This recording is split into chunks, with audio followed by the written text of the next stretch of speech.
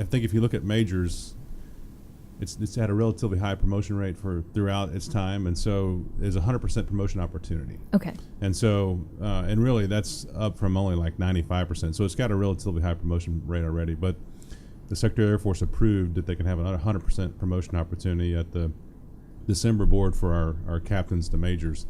And I think when you look at it, there's some purpose behind it, because right now we're growing the force a little bit, and there's a couple ways to do that. One, you can bring in a lot of young folks, right, and bring those folks in, or you maybe bring folks that were formerly in the Air Force back in as airmen. But both of those have significant training bills associated with them. And then, of course, if you bring in a lot of youth, then you also have an experience with that. And so you have to kind of live with that. And then you'll build a really large year group in those younger ranks, which will be ripe to get cut later on in their service. So this is the way we can grow up, by having experienced officers stay in the force. And so it's 100% opportunity. So not everybody will get promoted, but it's a good chance. If you've got good paperwork, you'll get promoted at the board.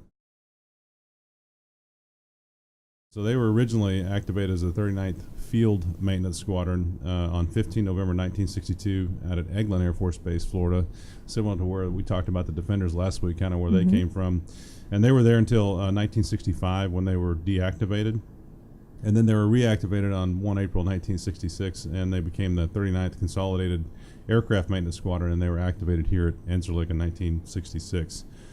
And then they were redesignated again in 1 October 1993, and they became the 39th Maintenance Squadron, which is what they are today. And they're known as the Buffaloes, and their unit emblem is a bison is on there, obviously symbolizing their unit as the Buffaloes, but it also signifies their strength and determination and perseverance for what they have to do.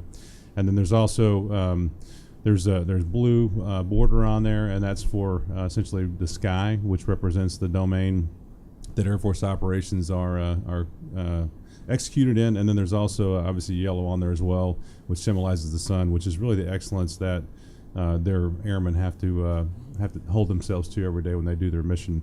And their motto, of course, is wherever and whenever. That's their motto. So they'll get it done no matter what. And then they've got 15 outstanding unit awards in their history, the last one being in the calendar year of 2014. And again, they've been here since 1966, so they got 51 years of history here at Incirlik. And they make history every day doing the 39th Air Base Wing mission, as well as supporting the folks that are getting the job done and fighting for OIR. Last week we had 275 strike missions that took off from here and hit 326 targets. In Syria, it was 245 strikes with 263 targets that were hit. And then in Iraq, 30 strike missions with 63 targets serviced down there. So again, big week in OR. Like I said, we just had a brief Thursday, yesterday. We talked about kind of the movement on the front, and it's amazing if you look at the landscape of Syria and where the fight's going from just literally just a couple of months ago. And obviously those strike missions last week had a big impact on that. So we're kind of circling in around the bad guys. I would like to say one final thing to our comptroller squadron and our contracting squadron. So as you know, we're approaching the end of the fiscal year, and man, these guys are burning the midnight oil every day, and even the weekends churning on it, trying to get us to the end of the fiscal year. So they're turning a lot of money. They're making a lot of contracts that are really going to make this place better from both a morale standpoint as well as a mission standpoint. So thanks to those guys for the hard work they're doing, and look forward to the end of the fiscal year. And I'm sure they are too, because they can get some rest hopefully in October.